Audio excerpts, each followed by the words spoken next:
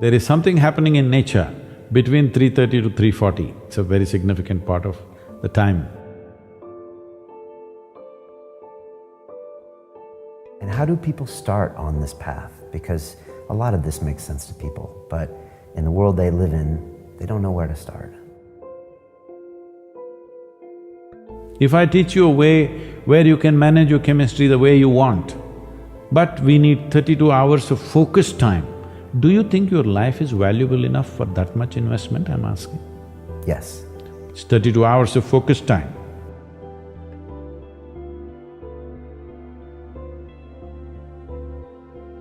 Every human being wants his life enhanced. If you don't show them proper ways to enhance, they will find shortcuts. See, a man who goes to the bar and a man who goes to a church or a temple or a whatever, they're seeking the same thing. They're trying to enhance their life, isn't it? If you do not show them a proper way, they will take whatever ways are available on the street, that's all. You want to go forward, but it sets you backward. Your intelligence has turned against you, that's all. If your intelligence was working for you, would you create blissfulness or misery? 80 to 85% of the population today is on alcohol or some kind of drug. We have come to a place where to grow our food, we need chemicals. To be healthful, we need chemicals. Today 70% of the population is on prescription medication of some sort. To be peaceful, we need chemicals. To be joyful, we need chemicals. To be ecstatic, of course you have ecstasy. So we are going towards chemicals in a huge way. The water that you drink is full of chemicals, the air that you breathe is like that, and the food that you eat is like that. So if 90% of humanity goes into chemical consumption, consciously or unconsciously, if they consume a lot of it, the next generation that we produce will be of a lesser quality than who we are. That's a crime against humanity. So right now, chemical is the net. It's not another trapeze, it's a net that you can fall into and people experience their own little heaven. Well, it ruins you in so many ways. The important thing about life, whether it's a grasshopper out there or you, both of us are striving to be the fullest possible life that we can be. A grasshopper is trying to be a full-fledged grasshopper, a human being is trying to be a full-fledged human being. So similarly for a human being, if you take away any of his faculties in any way, even temporarily, have you enhanced his life? So intoxication is just that, it is taking away your faculties for a period of time, but if you continuously do it, it'll take it away for your life. So you're taking away or subjugating your faculties for a little bit of pleasure, or maybe a lot of pleasure, whatever… however you wish to describe it. But the important thing is you're taking a backward step with life, because life can only be enhanced by sharpening and increasing our faculties, not by decreasing our faculties. This means we are taking a backward step, though there may be pleasure attached to it, because you need to understand the greatest chemical factory, the most sophisticated chemical factory is right here. If you are a great manager, you will produce what you want from this. If you are a lousy manager, you do wrong things, you get anxiety, you get something else, you get rubbish going on within you because you are misusing your chemical factory or you don't know how to manage your chemical factory. Why your intelligence is turned against you? There's no stable enough base. So the entire yogic system is about this, that you create a stable base so that your intelligence works for you. If your intelligence turns against you, no power in the universe is going to save you, you are a done thing. You talk in the book about thoughts, we're obsessed with thoughts in this world, and I'm thinking this and I'm thinking that. When I say I'm thinking this, another way of saying it is, I'm making up this, I'm making up that. You can make up whatever you want, as long as you enjoy it. But that can be dangerous, always trying to think of the solution, always trying to be your thoughts. If you become what you make up, unfortunate, isn't it? Your thoughts belong to you or you belong to the thoughts, you must make up your mind. All human experience comes from within, isn't it? I don't know what kind of geniuses thought these things. I know in America there must be 1,000,000 books telling you how to milk happiness from something else or somebody else but all human experience is generated from within. What comes from within you must be the way you want it, isn't it? Isn't that simple enough, I'm asking? Yes. What comes from around you may not be the way you want it, but what comes from within you must be the way you want it. If whatever happens within you the way you want it, will you be blissed out or miserable? People come and say, Sadhguru, please teach us how to control my mind. Say, you want your mind controlled or liberated? Oh, yes, liberated, but how to control? Because they think that intelligence is a serious problem. And it's been in their lives. So what is the solution? If you remove a part of your brain, you will be fine.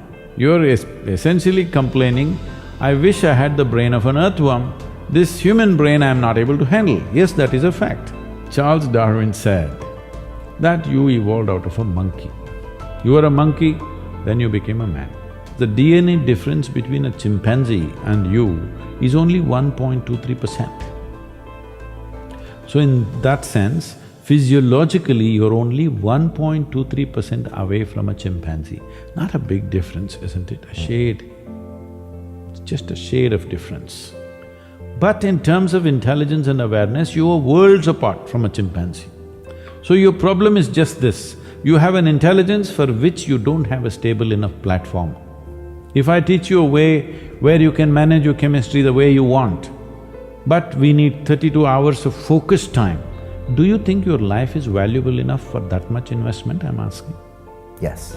Then you must invest, that's what is called inner engineering program. It's 32 hours of focused time. We can format it in different ways, but that much investment has to go in.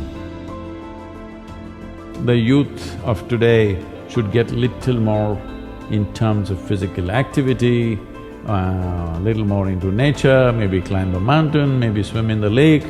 How will a young person gain strength, courage, learn to handle many things if you don't do something little unpredictable? Everything is a set track. It's not good. And do you think people these days are missing that relationship with their own body? Maybe we start there. What is yoga? The word yoga means union. Union means whether you are aware of it or you're not aware of it, right now you're happening here as a part of everything else. What the trees exhale, you're inhaling, what you exhale, the trees are inhaling. Not just on the level of respiration, on all levels this is happening. What you think as myself is just a psychological boundary that you have set up. So yoga means consciously obliterating the boundaries of your individuality. So if you sit here, if you experience everything around you as myself, this is yoga. If you experienced all this as myself, do you need morality? Did anybody teach you out of these 5 fingers, this is a small finger, don't cut it off? Is there a morality needed like that?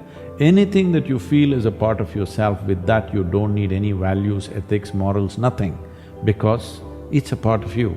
This is what yoga means. You experience everything as a part of you. When somebody experiences the whole universe as a part of himself, then we say he is a yogi. It is the science of aligning your geometry, your individual geometry with the cosmic geometry. When geometry is congruent with something larger, it becomes like that, it functions like that, it makes you experience yourself like that. So in that sense, you're trying to reorganize your geometry so that it's congruent to the larger or cosmic geometry. Once I started doing simple physical yoga, within a month or two, it doesn't matter where I am till today, morning 3:30 to 3:40, within those 10 minutes I always come awake. There is something happening in nature between 3:30 to 3:40. It's called Brahma Muhurtam in yoga, it's a very significant part of the time. So when that happens, your body just comes awake. It happens to everybody, but they don't notice it. So like this, many changes happen simply because simple yoga. So that's why I'm constantly reminding people, it doesn't matter for what reason you do the right things. Even for wrong reasons, if you do the right things will happen to you. Now it's simple, that doesn't mean it's easy. Well, it's not difficult either. See, most people understand complexity as intelligence. If they make themselves difficult, they are supposed to be intelligent. Making a simple thing difficult is not intelligence. Making a very complex thing simple is intelligence, isn't it? So wrong sense of intelligence, idea of intelligence has entered people's minds. They think if they make a problem out of every solution, they're intelligent. No, no. If you find solutions for every problem, that is intelligence. And how do people start on this path? Because a lot of this makes sense to people, but in the world they live in, they don't know where to start. Even yesterday I was at this How to Academy talk. The last question was, all this is fine, Sadhguru, can you give us one mantra that we can take home and that'll work for us? So I asked a simple question. See, to learn ABC, to learn to read and write a simple language like English, I'm saying simple language, just 26 alphabets. To learn a simple language, you take 12 years of schooling. To read, write, understand. For this you're taking 12 years. To transform your life, you want to do it in 2 minutes. So is that what your life is worth? So if your life is worthwhile, is it not important that you invest a certain amount of time and energy rather than looking for this stupid stuff of one mantra with which I will transform my life? It will not happen like that. That's the reason why most people have remained the way they have remained, because they've not invested in their well-being.